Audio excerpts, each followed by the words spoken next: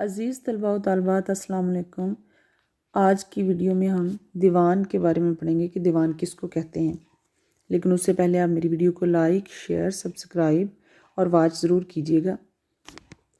اصطلاح میں دیوان کسی شاعر کی تخلیقات کے اس مجموعے کو کہتے ہیں جس میں حروف تہجی کے اعتبار سے ردیف وار کلام شامل کیا جاتا ہے۔ ردیف وار سے مراد یہ ہے کہ قافیہ اور ردیف کے آخری حرف سے ترتیب سے کلام لکھنا۔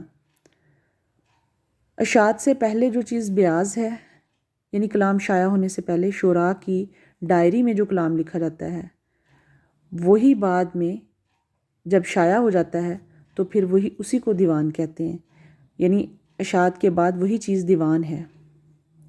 تو لہٰذا دیوان جو ہے، جو شعراء کی ڈائری میں پہلے کلام لکھا جاتا ہے اور ڈائری کے بعد اس کو جب شائع کیا جاتا ہے تو اسی کو دیوان کہا جاتا ہے۔ دیوان کی جمع دواوین ہے۔